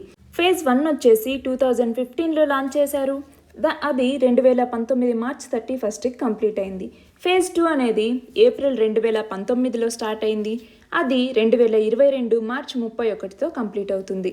ఈ స్కీమ్ అనేది హైబ్రిడ్ అలాగే ఎలక్ట్రానిక్ టెక్నాలజీస్ని కవర్ చేస్తుంది. అంటే మైల్డ్ హైబ్రిడ్ కావచ్చు, స్ట్రాంగ్ హైబ్రిడ్ వెహికల్స్ కావచ్చు, ప్లగ్ ఇన్ హైబ్రిడ్ వెహికల్స్ కావచ్చు, బ్యాటరీ ఎలక్ట్రిక్ వెహికల్స్ కావచ్చు, వీటన్నింటినీ కూడా ఈ స్కీమ్ అనేది కవర్ చేస్తూ ఉంటుంది. డిపార్ట్మెంట్ ఆఫ్ హెవీ ఇండస్ట్రీస్, ఈ డిపార్ట్మెంట్ ఆఫ్ హెవీ ఇండస్ట్రీస్ ఏదైతే ఉందో అది దీన్ని మానిటర్ చేస్తూ ఉంటుంది. ఇది ministry of heavy industries and public enterprises కింద ఉంటుంది. ఈ ఫేమ్ ఇండియా స్కీమ్లో మొత్తం 4 ఫోకస్ ఏరియాస్ ఉన్నాయి. అవి వచ్చేసి 1వది టెక్నాలజీ డెవలప్మెంట్, టెక్నాలజీని డెవలప్ చేయటం. 2వది ఎలక్ట్రిక్ వెహికల్స్కి డిమాండ్ని క్రియేట్ చేయటం. 3వది పైలట్ ప్రాజెక్ట్స్ని తీసుకురావటం. 4వది ఈ ఎలక్ట్రిక్ వెహికల్స్కి కావాల్సినటువంటి ఛార్జింగ్ ఇన్ఫ్రాస్ట్రక్చర్ని తీసుకురావటం. ఇవి 4 ఈ స్కీమ్ కింద ఉండేటటువంటి ఫోకస్ ఏరియాస్ అన్నమాట. మన నెక్స్ట్ ఆర్టికల్ వచ్చేసి bilateral netting of qualified financial contract bill 2020 గురించి. ఇది పార్లమెంట్లో పాస్ అవ్వటం జరిగింది. దానికి సంబంధించి ఫీచర్స్ ఎలా ఉంటాయి, ఆ బిల్ కింద ఉన్నటువంటి బెనిఫిట్స్ ఏంటి అనేసి ఇక్కడ ఇవ్వటం జరిగింది. దీని కింద క్వాలిఫైడ్ ఫినాన్షియల్ కాంట్రాక్ట్ అన్నదాన్ని తీసుకొస్తాము. అది ఎనీ బైలేటరల్ కాంట్రాక్ట్ కూడా ఈ పర్వ్యూ కింద ఉంటుంది అనేసి చెప్పటం జరిగింది. ఫినాన్షియల్ కాంట్రాక్ట్స్కి సంబంధించి నెట్టింగ్ అనేది అలో చేస్తాము అనేసి చెప్పటం జరిగింది. అలాగే దీని ద్వారా లిక్విడిటీ అనేది పెరుగుతుంది, డెరివేటివ్ ప్రోడక్ట్స్ యొక్క ప్రైస్ అనేది కూడా రెడ్యూస్ అవుతుంది అనేసి చెప్పటం జరిగింది. మన నెక్స్ట్ ఆర్టికల్ వచ్చేసి ఇండియాలో ఉన్నటువంటి HIV ఎయిడ్స్ పేషెంట్స్ గురించి. Union minister of health and family welfare రాజ్యసభకి ఈ HIV మరియు ఎయిడ్స్ పేషెంట్స్ యొక్క స్టేటస్ని తెలియచేయటం జరిగింది. దానికి సంబంధించింది ఈ article. Latest HIV estimates report ప్రకారం 2019లో దాదాపు HIV ఎయిడ్స్ ఉన్న వాళ్ళు 23.49 లక్షల మంది పీపుల్ ఉన్నారు అనేసి అంచనా. ఇండియాలో HIV ఎయిడ్స్ యొక్క మొదటి కేసు చెన్నైలో 1986లో బయటపడింది. 2010 నుంచి 2019 వరకు చూస్తే కొత్తగా వచ్చినటువంటి HIV ఇన్ఫెక్షన్స్ అన్నవి 39% తగ్గాయి అనేసి రిపోర్ట్లో చెప్తున్నారు. HIV ఇన్ఫెక్షన్ అనేది ఇండియాలో మెయిన్గా హై రిస్క్ బిహేవియర్స్తో వస్తుంది. అంటే అన్ప్రొటెక్టెడ్ హెట్రోసెక్షువల్ బిహేవియర్ కావచ్చు, అన్ప్రొటెక్టెడ్ హోమోసెక్షువల్ బిహేవియర్ కావచ్చు, అన్సేఫ్ ఇంజెక్టింగ్ డ్రగ్ యూజ్ కావచ్చు. వీటన్నింటి వల్ల కూడా HIV ఇన్ఫెక్షన్ వచ్చేటటువంటి ప్రమాదాలు ఉన్నాయి. మనం చూస్తే HIV ఎయిడ్స్ పేషెంట్స్కి సంబంధించి స్పెషల్గా డెడికేటెడ్ హాస్పిటల్స్ అనేవి ట్రీట్మెంట్ కోసం ఏమీ లేవు. నేషనల్ ఎయిడ్స్ కంట్రోల్ ప్రోగ్రామ్, ఈ ప్రోగ్రామ్ కిందనే గవర్నమెంట్ HIV పేషెంట్స్కి గవర్నమెంట్ ట్రీట్మెంట్ అనేది అందిస్తుంది. మన నెక్స్ట్ ఆర్టికల్ వచ్చేసి ఇండియా బేస్డ్ న్యూట్రినో అబ్జర్వేటరీ గురించి. దీనిని వెస్టర్న్ హిల్స్లో ఉన్నటువంటి తేని డిస్టిక్, ఇది తమిళనాడులో ఉంది, అక్కడ ఉన్నటువంటి పొట్టిపురం విలేజ్లో దీన్ని ఏర్పాటు చేయబోతున్నారు. దేనికోసం? న్యూట్రినోస్ని స్టడీ చేయటం కోసం ఈ న్యూట్రినో అబ్జర్వేటరీని తీసుకురాబోతున్నారు. న్యూట్రినో అంటే ఏంటి? న్యూట్రినోస్ అనేవి యూనివర్స్లోనే స్మాలెస్ట్ పార్టికల్స్ అనమాట. వాటి నుంచి మిగిలినవన్నీ కూడా వస్తాయి. దీనికి సంబంధించినటువంటి హైలైట్స్ ఏంటి? ఇక్కడ చూడండి, మొత్తం రాక్ కవర్ అనేది 1000 మీటర్స్ వరకు ఉంటుంది. ఇక్కడ ఈ టన్నెల్ని 2 కిలోమీటర్ల లోపలి వరకు తవ్వటం జరుగుతుంది. ఈ లోపల ల్యాబ్ కార్బన్ అనేది ఉంటుంది. దీనికి department of science and technology అలాగే డిపార్ట్మెంట్ ఆఫ్ అటామిక్ ఎనర్జీ ఇవి రెండు కూడా ఫండ్ చేయటం జరుగుతుంది. దీని యొక్క ఆబ్జెక్టివ్స్ వచ్చేసి ఒక full fledged underground science ల్యాబొరేటరీని ఏర్పాటు చేసి అందులో ఫిజిక్స్, బయాలజీ, జియాలజీ, హైడ్రాలజీ ఇలాంటి వాటన్నింటి గురించి స్టడీ చేయాలి అనేసి, అలాగే న్యూట్రినోస్, యాంటీ న్యూట్రినోస్ ఏవైతే ఎర్త్ యొక్క అట్మాస్ఫియర్లో ప్రొడ్యూస్ అవుతాయో వాటిని అబ్జర్వ్ చేయాలి అన్నటువంటి ఆబ్జెక్టివ్స్తో దీన్ని తీసుకురావటం జరిగింది. మన నెక్స్ట్ ఆర్టికల్ వచ్చేసి international day of sign languages గురించి. యునైటెడ్ నేషన్స్ అన్నది పీపుల్ యొక్క డైవర్సిటీని గ్లోబల్గా గుర్తించటం కోసం ఈ ఇంటర్నేషనల్ డే ఆఫ్ సైన్ లాంగ్వేజెస్ని సెప్టెంబర్ 23వ తేదీన జరుపుకోవాలి అనేసి డిక్లేర్ చేయటం జరిగింది. ఈ సైన్ లాంగ్వేజ్ అనేది ఒక వే ఆఫ్ కమ్యూనికేషన్ అనమాట. ఎవరైతే పీపుల్ మాట్లాడడం కానీ వినడం కానీ చేయలేకపోతారో వాళ్ళు ఈ సైన్ లాంగ్వేజెస్ని వాడతారు. నేషనల్ ఎడ్యుకేషన్ పాలసీ 2020 కింద ఇండియన్ సైన్ లాంగ్వేజెస్ని కూడా స్టాండర్డైజ్ చేయటం జరిగింది మన కంట్రీలో. ఫర్దర్గా నేషనల్ మరియు స్టేట్ కరికులం మెటీరియల్స్లో కూడా స్టూడెంట్స్కి ఎవరైతే వినలేకపోవటం, మాట్లాడలేకపోవడం వాళ్ళు ఉంటారో వాళ్ళకి లోకల్ సైన్ లాంగ్వేజెస్ని వాళ్ళకి నేర్పించటం జరుగుతుంది. మన నెక్స్ట్ ఆర్టికల్ వచ్చేసి జైమెక్స్ 20 మ్యారిటైమ్ ఎక్సర్సైజ్ గురించి. 4th ఎడిషన్ ఆఫ్ ఇండియా మరియు జపాన్ మ్యారిటైమ్ బయోలేటరల్ ఎక్సర్సైజ్. ఈ జైమెక్స్ అనేది నార్త్ అరేబియన్ సీలో 26th నుంచి 28th సెప్టెంబర్ వరకు జరుగుతుంది. మ్యారిటైమ్ సెక్యూరిటీ కోఆపరేషన్కి సంబంధించి ఈ జైమెక్స్ అనేటటువంటి మ్యారిటైమ్ ఎక్సర్సైజ్ సిరీస్ని జనవరి 2012లో తీసుకురావటం జరిగింది. ఇది 2 సంవత్సరాలకు ఒకసారి జరుగుతుంది. ఇండియాలో ఉన్నటువంటి నేవీ అంటే ఇండియన్ నేవీ, అలాగే Japanese maritime self defence force అనేసి అంటాము. Japanese maritime self defence force వీటికి ఈ మ్యారిటైమ్ ఎక్సర్సైజ్ అనేది జరుగుతుంది. లాస్ట్ ఎడిషన్ వచ్చేసి 2018 అక్టోబర్లో విశాఖపట్నంలో జరిగింది. ఈ మ్యారిటైమ్ ఎక్సర్సైజ్లో 2 దేశాలు కూడా వెపన్ ఫైరింగ్ చేయటం, క్రాష్ డెక్ హెలికాప్టర్ ఆపరేషన్స్ని చేపట్టడం, యాంటీ సబ్మరైన్ డ్రిల్స్ని చేపట్టడం, యాంటీ వార్ఫేర్ డ్రిల్స్ని చేపట్టడం ఇవన్నీ కూడా చేస్తాయి. ఇండిజినస్గా బిల్ట్ చేసినటువంటి స్టెల్త్ డెస్ట్రాయర్ అయినటువంటి చెన్నై అనే ఒకటి, అలాగే తెగ్ క్లాస్కి సంబంధించినటువంటి స్టెల్త్ ఫ్రిగేట్ అయినటువంటి తర్కాష్ అనేటటువంటిది, అలాగే ఫ్లీట్ ట్యాంకర్ అయినటువంటి దీపక్ ఈ 3 కూడా ఇండియన్ నేవీని రిప్రజెంట్ చేస్తాయి. అంతేకాకుండా P-8I అనేటటువంటి ఒక long range maritime patrol air craft అనేది కూడా ఈ ఎక్సర్సైజ్లో పార్టిసిపేట్ చేయటం జరుగుతుంది. సరే, ఈ జైమెక్స్ 20 మ్యారిటైమ్ ఎక్సర్సైజ్ యొక్క సిగ్నిఫికెన్స్ ఏంటి అనేది మనం ఒకసారి చూద్దాం. ఇప్పుడు మనం చూస్తుంటే ఇండియన్ ఓషన్ రీజియన్లో చైనా యొక్క ప్రాబల్యం పెంచుకోవడానికి చూస్తూ ఉన్నటువంటి సమయంలో మనకి కన్సర్న్ అనేది పెరిగిపోతూ ఉంది. ఆ టైంలో ఈ ఎక్సర్సైజ్ అనేది ఒక బ్యాక్ డ్రాప్గా ఉపయోగపడుతుంది. అంతేకాకుండా మనం జపాన్తో ఒక అగ్రిమెంట్ అనేది చేసుకున్నాం. ఏంటది? Acquisition and cross serving agreement అనేది చేసుకున్నాం అన్నమాట. దీని ద్వారా ఏంటి, జపాన్ మిలిటరీ అనేది మన దగ్గర మన బేసెస్లో వాళ్ళకి లాజిస్టిక్ సపోర్ట్ అనేది తీసుకోవచ్చు, మనం జపాన్ దగ్గర లాజిస్టిక్ సపోర్ట్ అనేది వాళ్ళ బేసెస్లో తీసుకోవచ్చు. దీనికోసం ఈ అగ్రిమెంట్ అనేది చేసుకున్నారు. ఈ అగ్రిమెంట్ చేసుకున్న తర్వాత ఫస్ట్ మిలిటరీ ఎక్సర్సైజ్ అనేది ఈ 2 దేశాల మధ్య ఇదే అనమాట. రీసెంట్గా ఇండియా, ఆస్ట్రేలియన్ నేవీ కూడా ఒక ప్యాసేజ్ ఎక్సర్సైజ్ అనేది ఈ ఈస్టర్న్ ఇండియన్ ఓషన్ రీజియన్లో చేపట్టడం జరిగింది. ఈ ప్యాసేజ్ ఎక్సర్సైజ్ అనేది నార్మల్గా ఎప్పుడైతే ఏదైనా ఆపర్చునిటీ వచ్చిందంటే అప్పుడు చేస్తూ ఉంటారనమాట. అవి మామూలుగా ఉన్నటువంటి ప్రీ ప్లాన్డ్ మ్యారిటైమ్ డ్రిల్స్ లాగా కాకుండా ఎప్పుడు కుదిరితే అప్పుడు చేస్తూ ఉంటారనమాట. ఈ సంవత్సరం జూలైలో మన ఇండియన్ నేవీ అనేది యుఎస్ఏ నేవీ క్యారియర్ స్ట్రైక్ గ్రూప్తో ఒక మిలిటరీ ఎక్సర్సైజ్ని చేపట్టింది. ఈ యుఎస్ఏ అనేది nuclear powered aircraft carrier అయినటువంటి USS నిమిత్జ్.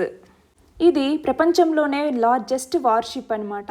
ప్రస్తుతం ఈ నిమిత్జ్ క్యారియర్ స్ట్రైక్ గ్రూప్ని ఇండియన్ ఓషన్ రీజియన్లోనే ఫ్రీ మరియు ఓపెన్ ఇండో పసిఫిక్ కోసం డిప్లాయ్ చేయటం జరిగింది. ఇండియాకి మరియు జపాన్కి మధ్య జైమెక్స్ 20 అనేటటువంటి మ్యారిటైమ్ ఎక్సర్సైజ్ కాకుండా ఇంకా ఏమేమి మిలిటరీ ఎక్సర్సైజ్ ఉన్నాయి అనేది ఒకసారి మనం చూద్దాం. ప్రతి సంవత్సరం ధర్మా గార్డియన్ అనేటటువంటి పేరుతో జాయింట్ మిలిటరీ ఎక్సర్సైజ్ అనేది జరుగుతుంది. జాయింట్ ఎయిర్ ఫోర్స్ ఎక్సర్సైజ్ అయినటువంటి షిన్యు మైత్రి అనేది జరుగుతుంది. అలాగే ట్రైలేటరల్ మ్యారిటైమ్ ఎక్సర్సైజ్ అయినటువంటి మలబార్ ఎక్సర్సైజ్. ఇందులో ఇండియా, జపాన్ మరియు యుఎస్ఏ ఈ 3 దేశాలు కూడా ఉన్నాయి. కాబట్టి ఇది ట్రైలేటరల్ మ్యారిటైమ్ ఎక్సర్సైజ్ అనమాట. ఈ 3 అలాగే జైమెక్స్, ఈ 4 ఇండియాకి అలాగే జపాన్కి ఉన్నటువంటి ఎక్సర్సైజెస్. మన నెక్స్ట్ ఆర్టికల్ వచ్చేసి కృతజ్ఞ హ్యాక్థాన్ గురించి. ఫార్మ్ మెకనైజేషన్ని ఎన్హాన్స్ చేయటం కోసం అలాగే పొటెన్షియల్ టెక్నాలజీ సొల్యూషన్స్ని తీసుకురావటం కోసం ఉమెన్ ఫ్రెండ్లీ ఎక్విప్మెంట్ అయినటువంటి ఒక హ్యాకథాన్ని తీసుకురావటం జరిగింది. దాని పేరే కృతజ్ఞ.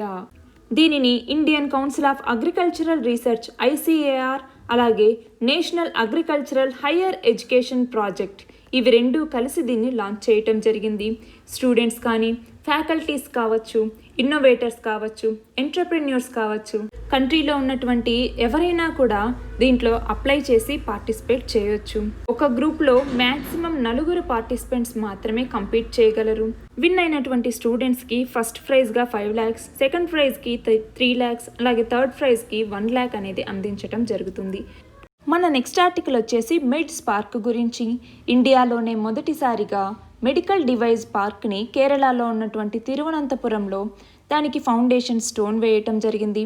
మెడికల్ డివైజెస్, సర్జికల్ ఎక్విప్మెంట్ కావచ్చు, డయాగ్నోస్టిక్ ఎక్విప్మెంట్ అంటే cardiac imaging, CT scans, x-ray, molecular imaging, MRI, ultrasound imaging ఇలాంటివి కావచ్చు, లైఫ్ సపోర్ట్ ఎక్విప్మెంట్ అంటే వెంటిలేటర్స్ ఇలాంటివి కావచ్చు, ఇంప్లాంట్స్ కావచ్చు, డిస్పోజబుల్స్ కావచ్చు, ఇలాంటి మెడికల్ డివైజెస్ అన్నింటినీ ఈ మెడికల్ డివైస్ పార్క్లో వాళ్ళు తయారు చేయటం జరుగుతుంది. ఈ మెడ్స్ పార్క్ని department of science and technology కింద ఉన్నటువంటి technical research centre for biomedical devices programme అనేటటువంటి దాని కింద తీసుకురావటం జరిగింది. ఈ మెడ్స్ పార్క్ యొక్క ఎస్టాబ్లిష్మెంట్కి సంబంధించి Sree Chitra Tirunal institute for medical sciences and technology, ఇది department of science and technology కింద ఉన్నటువంటి ఒక ఆటోనామస్ ఇన్స్టిట్యూట్ అనమాట. ఇది అలాగే Kerala state industrial development corporation ఇవి 2 కలిసి ఎస్టాబ్లిష్ చేయటం జరుగుతుంది. ఈ Sree Chitra Tirunal institute for medical science and technology ఏదైతే ఉందో అది బయోమెడికల్ డివైజెస్ సెక్టార్లో ఆత్మనిర్భర్ భారత్ కింద సబ్స్టాన్షియల్ కాంట్రిబ్యూషన్స్ని అందించింది. అలాగే Kerala state industrial development corporation limited దీని కింద ఇది ఒక ఇండస్ట్రియల్ అలాగే ఇన్వెస్ట్మెంట్ ప్రమోషన్ ఏజెన్సీగా గవర్నమెంట్ ఆఫ్ కేరళ కింద వర్క్ చేస్తోంది. ఈ రెండింటి కింద ఈ మెడ్స్ పార్క్ అనే దాన్ని ఎస్టాబ్లిష్ చేయటం జరిగింది. ఈ మెడ్స్ పార్క్లో మెడికల్ డివైజెస్కి సంబంధించి రీసెర్చ్ మరియు డెవలప్మెంట్ సపోర్ట్ చేయటం, టెస్టింగ్కి సంబంధించి మెడికల్ డివైజెస్ని ఎవాల్యుయేట్ చేయటం వీటన్నింటి కోసం సర్వీసెస్ని అందిస్తారు. అలాగే support system, manufacturing support, technology, innovation, knowledge dissemination వీటన్నింటికి సంబంధించి సపోర్ట్ని అందిస్తారు. అలాగే మెడికల్ ఇంప్లాంట్స్ కావచ్చు, ఎక్స్ట్రా కార్పోరియల్ డివైజెస్ అంటే మెకానికల్ ఆర్గాన్స్ ఏవైతే బ్లడ్ ప్యూరిఫికేషన్ కోసం వాడతామో ఇలాంటి హై రిస్క్ డివైజెస్ని అన్నింటినీ కూడా ఇక్కడ తయారు చేయటం జరుగుతుంది. మెడికల్ డివైజెస్ సెక్టార్లో ఇండియా అనేది చాలా చిన్న పాత్ర పోషిస్తుంది. దాదాపు 4 నుంచి 5% మాత్రమే కాంట్రిబ్యూషన్ అనేది హెల్త్ కేర్ ఇండస్ట్రీకి సంబంధించి మన ఇండియా సైడ్ నుంచి వెళ్తుంది. కానీ ఇండియా యొక్క ప్రెజెంట్ ఇంపోర్ట్స్ చూస్తే 80 నుంచి 90% ఇంపోర్ట్స్ అన్నవి బయట నుంచే మనకి వస్తూ ఉన్నాయి. మన ఇండియాకి మెడికల్ ఎక్విప్మెంట్ని ఏవైతే ఎక్స్పోర్ట్ చేసేటటువంటి కంట్రీస్ ఉన్నాయో వాటిలో 5 లార్జెస్ట్ ఎక్స్పోర్టర్స్ వచ్చేసి USA, జర్మనీ, చైనా, జపాన్ అలాగే సింగపూర్. ఇవి 5 కూడా లార్జెస్ట్ ఎక్స్పోర్టర్స్ అన్నమాట. మన నెక్స్ట్ ఆర్టికల్ వచ్చేసి ఓ స్మార్ట్ అనేటటువంటి స్కీమ్ గురించి. ఈ ఓ స్మార్ట్ అంటే ocean services modelling applications resources and technology scheme. దీనిని యూనియన్ క్యాబినెట్ అనేది ఆగస్ట్ 2018లో అప్రూవ్ చేయటం జరిగింది. దీనిని మినిస్ట్రీ ఆఫ్ ఎర్త్ సైన్సెస్ అనేది ఇంప్లిమెంట్ చేస్తుంది. దీని కింద ఓషన్ డెవలప్మెంట్ యాక్టివిటీస్ చేపట్టడం అంటే సర్వీసెస్ కావచ్చు, టెక్నాలజీ కావచ్చు, రిసోర్సెస్ కావచ్చు, అబ్జర్వేషన్స్ కావచ్చు మరియు సైంటిఫిక్ టెక్నాలజికల్ బ్యాక్గ్రౌండ్ని ఏవైతే బ్లూ ఎకానమీకి సంబంధించి కావాల్సి వస్తాయో వాటన్నింటినీ ఇది ఇస్తుందన్నమాట. ఇక్కడ ఒకసారి అబ్జర్వ్ చేయండి. ఈ ఓ స్మార్ట్ స్కీమ్కి సంబంధించి న్యూస్లో ఎందుకుంది మనం చూస్తే cabinet committee on economic affairs అన్నది ఈ అంబ్రిల్లా స్కీమ్కి, ఓ స్మార్ట్ అనే అంబ్రిల్లా స్కీమ్కి అప్రూవల్ అనేది ఇచ్చింది అనేసి చెప్తున్నారు. దానివల్ల ఇది న్యూస్లో ఉంది. సరే, ఈ ఓ స్మార్ట్ స్కీమ్కి సంబంధించి అదర్ మిషన్స్ ఏవైతే ఉన్నాయో, ఇది అంబ్రిల్లా స్కీమ్ అన్నాం కదా, దాని కింద ఉన్నటువంటి అదర్ మిషన్స్ ఏంటి అనేది మనం ఇక్కడ ఒకసారి చూద్దాం. ఇక్కడ చూడండి, అదర్ కీ మిషన్స్ ఏమేమి ఉన్నాయి. సెట్టింగ్ అప్ ఆఫ్ 6 డీసెలనేషన్ ప్లాంట్స్, వీటిని లక్షద్వీప్లో ఏర్పాటు చేయటం, అలాగే టెక్నాలజీ డెవలప్మెంట్ని డీప్ ఓషన్ మైనింగ్లోను, అలాగే మ్యాన్డ్ సబ్మర్సిబుల్లోను టెక్నాలజీ డెవలప్మెంట్ని ఎలా చేయాలి అనేసి, అలాగే ఓషన్ సర్వేని మరియు మినరల్స్ ఎక్స్ప్లోరేషన్ని కంటిన్యూ చేయటం కోసం, అలాగే 2 కోస్టల్ రీసెర్చ్ వెసల్స్ని అక్వైర్ చేసుకోవటం కోసం, అలాగే ocean thermal energy conversion plant, వీటిని కవరత్తి, లక్షద్వీప్లో ఉన్నటువంటి కవరత్తిలో వీటిని ఏర్పాటు చేయటం, అలాగే మెరైన్ అబ్జర్వేటరీస్ని మెరైన్ పొల్యూషన్ని మానిటర్ చేయటం కోసం ఏర్పాటు చేయటం, అలాగే ఓషన్ సర్వీసెస్ని ఫిషర్మెన్ కోసం స్ట్రెంథెన్ చేయటం కోసం, అలాగే ఓషన్ అబ్జర్వేషన్స్ మరియు మోడలింగ్ని స్ట్రెంథెన్ చేయటం కోసం, వీటన్నింటినీ ఈ స్మార్ట్ అనేటటువంటి మిషన్ కింద అదర్ మిషన్స్గా తీసుకురావటం జరిగింది. సరే, దీని యొక్క ఇంపాక్ట్ ఏంటి దీన్ని తీసుకురావటం ద్వారా అన్నది ఇక్కడ ఇవ్వటం జరిగింది. చూడండి, సర్వీసెస్ అన్నది స్మార్ట్ ద్వారా ఎకనామిక్ బెనిఫిట్స్ అనేవి ఇస్తాయి. మనం చూస్తే డిఫెన్స్కి సంబంధించి, షిప్పింగ్కి సంబంధించి, పోర్ట్స్కి సంబంధించి, కోస్టల్ స్టేట్స్కి సంబంధించి వీటన్నింటికీ కూడా ఇది ఉపయోగపడుతుంది. అంతేకాకుండా ప్రస్తుతం 5 లక్షల మంది ఫిషర్మ్యాన్ కమ్యూనిటీ అనేది వీటికి సంబంధించి, ఫిషింగ్కి సంబంధించి మొబైల్ ద్వారా డైలీ ఇన్ఫర్మేషన్ని రిసీవ్ చేసుకుంటూ ఉన్నారు. వెదర్ కండిషన్కి సంబంధించి, ఫిష్ పొటెన్షియల్ ఏరియాస్కి సంబంధించి వీటి గురించి ఇన్ఫర్మేషన్ని వాళ్ళు పొందుతూ ఉన్నారు. దీనివల్ల ఫిషర్మెన్ వాళ్ళ యొక్క సర్చ్ టైం అనేది, ఫ్యూయల్ కాస్ట్ అనేది తగ్గుతుంది. అంతేకాకుండా సస్టైనబుల్ డెవలప్మెంట్ గోల్ 14 దాని కింద ఏంటి, ఓషన్ యొక్క కన్జర్వేషన్ అనేది అనమాట. అంతేకాకుండా మెరైన్ రిసోర్సెస్ని సస్టైనబుల్ డెవలప్మెంట్కి వాడుకోవటం ఎలా అన్నదాని కింద ఇలాంటి ఇష్యూస్ని కూడా ఇది రిజాల్వ్ చేస్తుంది. అంతేకాకుండా ఏదైతే సైంటిఫిక్ మరియు టెక్నాలజికల్ బ్యాక్గ్రౌండ్ అవసరం అవుతుందో బ్లూ ఎకానమీకి సంబంధించి వాటిని కూడా ఇది అందిస్తుంది. State of the art early warning సిస్టమ్స్ని ఎస్టాబ్లిష్ చేస్తారు ఈ స్కీమ్ కింద. దానివల్ల సునామీ, స్ట్రామ్ సర్జెస్ ఇలాంటి డిజాస్టర్స్ని వాళ్ళు ముందుగానే కనుక్కోవచ్చు. అంతేకాకుండా టెక్నాలజీని డెవలప్ చేసి దానివల్ల ఓషన్ రిసోర్సెస్, లివింగ్ మరియు నాన్ లివింగ్ రిసోర్సెస్ ఏమేమి ఉన్నాయి సీస్ కింద ఇండియాలో అన్నటువంటి దాన్ని కూడా కనుక్కోవచ్చు. ఇవన్నీ వాటి కింద ఉన్నటువంటి ఇంపాక్ట్. అవి కాకుండా మిగిలినటువంటి ఫ్యాక్ట్స్ అనేవి ఒకసారి ఇక్కడ ఇవ్వటం జరిగింది. చూడండి, ఇండియా యొక్క ఓషన్ రిలేటెడ్ యాక్టివిటీస్ అన్నవి ఆర్కిటిక్ నుంచి అంటార్కిటిక్ రీజియన్ వరకు కవర్ చేస్తూ ఉన్నాయి. ఇన్సితు మరియు శాటిలైట్ బేస్డ్ అబ్జర్వేషన్స్ కూడా వీటి ద్వారా జరుగుతున్నాయి అనేసి ఇవ్వటం జరిగింది. అలాగే ఇండియా అంటార్కిటిక్ ట్రీటీ సిస్టమ్ అనేటటువంటి దాంట్లో సైన్ చేయటం జరిగింది. అంతేకాకుండా commission of conservation of Antarctic marine living resources, దీంట్లో ఇండియా అనేది జాయిన్ అయింది. అంతేకాకుండా బ్లూ ఎకానమీని ఎఫిషియెంట్గా యూస్ చేసుకోవటం కోసం, ఓషన్ రిసోర్సెస్ని సస్టైనబుల్ వేలో యూస్ చేసుకోవటం కోసం కూడా ఇది ఉపయోగపడుతుంది. మన నెక్స్ట్ ఆర్టికల్ వచ్చేసి పైప్ వాట్స్ అనేటటువంటి ప్లాంట్ స్పీషీస్ గురించి. అగాకర్ రీసెర్చ్ ఇన్స్టిట్యూట్, ARI అనేసి మనం అంటాము, ఇది పూణేలో ఉంది. ఈ అగాకర్ రీసెర్చ్ ఇన్స్టిట్యూట్ ఏదైతే ఇది ఒక autonomous institute, department of science and technology కింద ఇది ఉంటుంది. ఇందులో ఉన్నటువంటి సైంటిస్టులు 2 కొత్త స్పీషీస్ని పైప్ వాట్స్కి సంబంధించి, ఇది ఎరియోక్లాన్ అనేసి మనం అంటాము దీని యొక్క స్పీషీస్ అనమాట, 2 కొత్త స్పీషీస్ని కనుగొనటం జరిగింది. అవేంటి, ఎరియోకాలన్ పర్వీసెపాలం, అలాగే ఎరియోకాలన్ కారావలెన్సే. ఇవి 2 స్పీషీస్ అనమాట. వీటిలో మెడిసినల్ ప్రాపర్టీస్ అనేవి ఉన్నాయి. వీటిని మహారాష్ట్ర మరియు కర్ణాటకలో ఉన్నటువంటి వెస్టర్న్ ఘాట్స్లో కనుక్కోవటం జరిగింది. మన నెక్స్ట్ ఆర్టికల్ వచ్చేసి పోషణ్ అభియాన్ గురించి. మినిస్ట్రీ ఆఫ్ ఆయుష్ అలాగే ministry of women and child development, ఇవి 2 కూడా మాల్ న్యూట్రిషన్ని కంట్రోల్ చేయటం కోసం ఒక MOU, మెమొరాండమ్ ఆఫ్ అండర్స్టాండింగ్ అంటాము, దాని మీద సైన్ చేయటం జరిగింది. పోషణ్ అభియాన్ ఇది నేషనల్ న్యూట్రిషన్ మిషన్ అనేది కూడా మనం పిలుస్తాం. సెప్టెంబర్ని పోషణ్ మాహ్ అంటే న్యూట్రిషనల్ మంత్ అని కూడా జరుపుకుంటామనేసి మనం లాస్ట్ PIBSలో చెప్పుకున్నాం.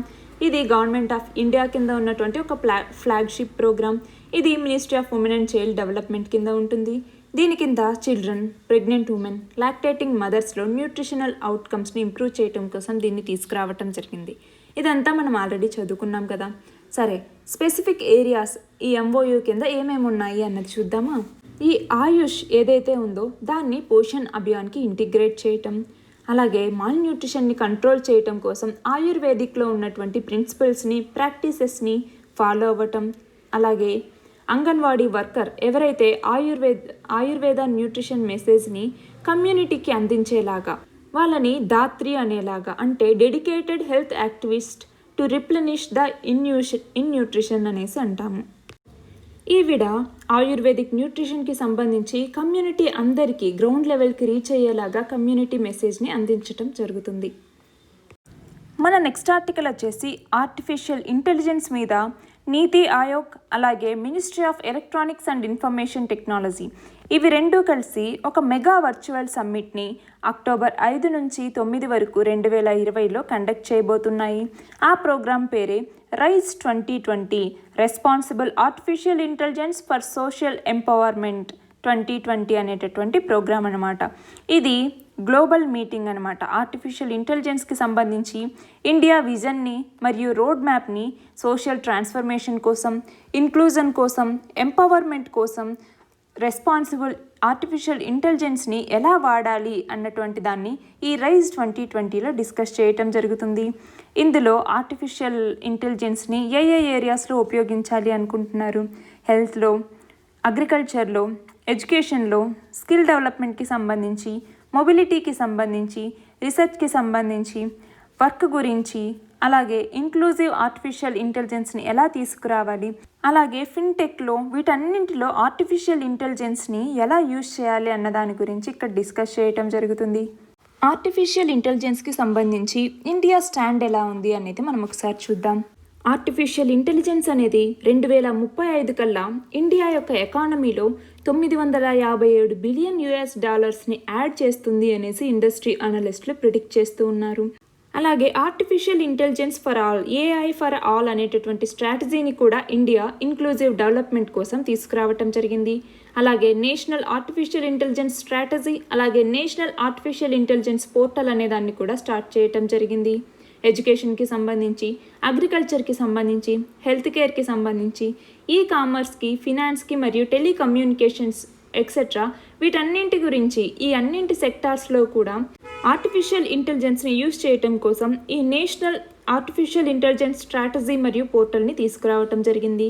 అలాగే రీసెంట్గా ఇండియా అనేది global partnership on artificial intelligence అనే దాంట్లో జాయిన్ అవ్వటం జరిగింది. ఇందులో ఆర్టిఫిషియల్ ఇంటెలిజెన్స్ని రెస్పాన్సిబుల్ మరియు హ్యూమన్ సెంట్రిక్ డెవలప్మెంట్ ఎలా యూజ్ చేయాలి అన్నటువంటి దాని మీద ఈ global partnership on artificial intelligence అనేది వర్క్ చేస్తుంది. మన నెక్స్ట్ ఆర్టికల్ వచ్చేసి స్పైస్ ప్లస్ పోర్టల్ గురించి. Union minister for finance and corporate affairs లోక్సభకి ఈ స్పైస్ ప్లస్ అనేటటువంటి పోర్టల్ గురించి ఇన్ఫార్మ్ చేయటం జరిగింది. మినిస్ట్రీ ఆఫ్ కార్పొరేట్ అఫైర్స్ అన్నది ఒక వెబ్ ఫామ్ని తీసుకురావటం జరిగింది. దాన్నే స్పైస్ ప్లస్. దీనిని ఫిబ్రవరి 23, 2020 నుంచి ఈజ్ ఆఫ్ డూయింగ్ బిజినెస్ ఇనిషియేటివ్లో భాగంగా గవర్నమెంట్ ఆఫ్ ఇండియా తీసుకురావటం జరిగింది. దీని కింద 3 సెంట్రల్ గవర్నమెంట్ మినిస్ట్రీస్ మరియు డిపార్ట్మెంట్స్ ఉంటాయి. ఏమేంటి? Ministry of corporate affairs, ministry of labour, department of revenue, ఇది మినిస్ట్రీ ఆఫ్ ఫినాన్స్ కింద ఉంటుంది. ఇవి ఉంటాయి. అలాగే ఒక స్టేట్ గవర్నమెంట్ మహారాష్ట్ర అనేది ఉంటుంది. అలాగే వేరియస్ బ్యాంక్స్ కూడా ఇందులో భాగంగా ఉంటాయి. దీని కింద 10 సర్వీసెస్ని అందించడం జరుగుతుంది. అవేంటి? ఇక్కడ చూడండి.